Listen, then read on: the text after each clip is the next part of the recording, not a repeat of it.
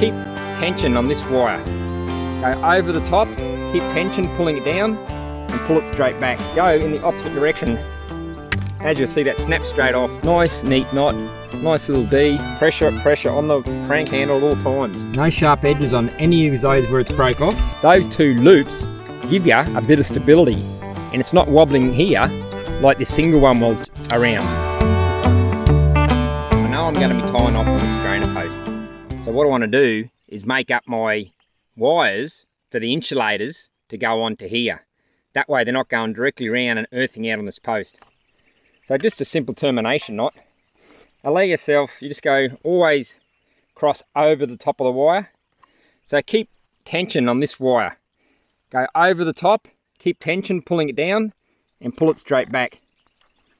Come up. And that keeps this area tight. So what you need to do now is slacken that wire off and feed the tail back inside against the post. And pull it back on. So now with that wire inside the loop against the post, keeping the tension on it, pull it round 180 degrees and then back straight up 90. And from there what you're going to do is make yourself a tail. At this point you should have about a foot and a half of wire left over to make your tail with. You make this handle right here. You use that to crank to make your loops. You always got to keep pressure on this line at all times. That way you're going to get tight loops as you go around here. So now you're going down 180 degrees right to the bottom of the post, and this is where you use your crank handle.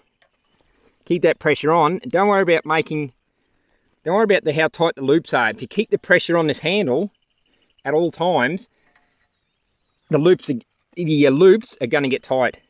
So crank it round, keep the pressure on, keep going. I like to do mine 6 tight loops. And if you run out of line, you can always bend that crank handle and go again.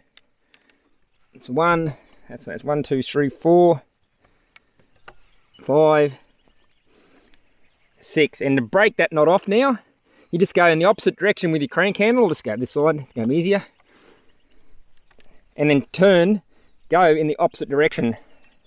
As you'll see, that snaps straight off. I'll bring you in for a closer look on what we've got. So there we have it there. Nice, neat knot, nice little D. 1, 2, 3, 4, 5, 6, I went 7 loops there.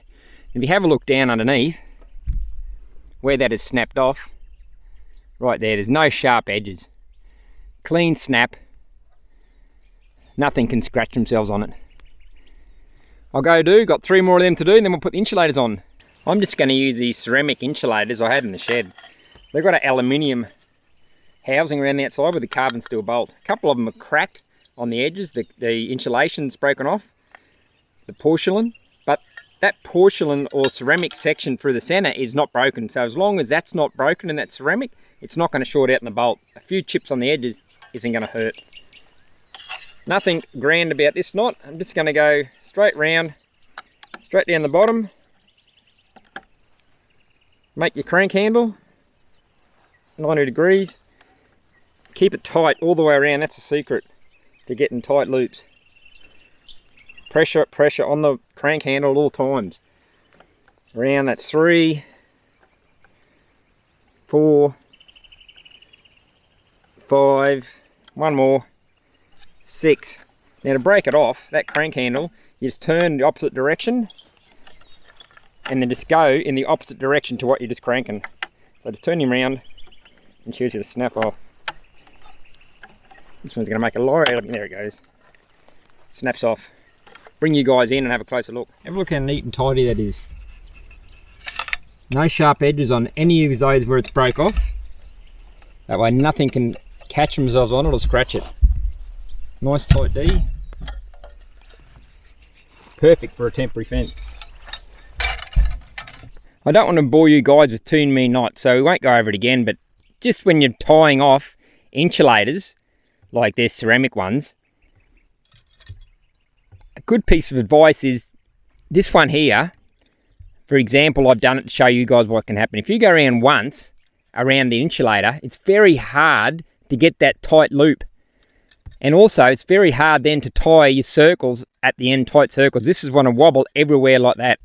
But not only that, because this loop isn't tight, if livestock were to bump that, which highly unlikely they would because it's electrified once or twice and they wouldn't touch it again, but if that was to jump out and go down the side of that ceramic insulator like it is now, it would short out against that that carbon steel bolt right back through the post and be grounded. So you don't want that happening. You can see how loose that is. I can just move that from side to side. Compared to, you see here I've gone around twice. I went round with my high tensile wire. I left myself probably 2 foot to play with because I need a good crank handle. Feed it back through again, go down and go through twice. So if you look underneath, that's giving me these 2 rings on this insulator. And have a look how tight that is. I can't even get my finger through there. But not only that, when you start cranking now to put these tight turns on, those 2 loops give you a bit of stability. And it's not wobbling here like this single one was around. You find that so much easier to tie, and it definitely cannot come off that insulator. And it's a lot tighter. There's no way that's going to short out and jump off the edge with 2 circles in there like that. Well, I'm going to tie the rest of these 5 off now. Cheers for hanging around to the very end. We appreciate your support. Hope you have an awesome morning, a great afternoon and a terrific evening wherever you're watching us from, and we'll catch you later.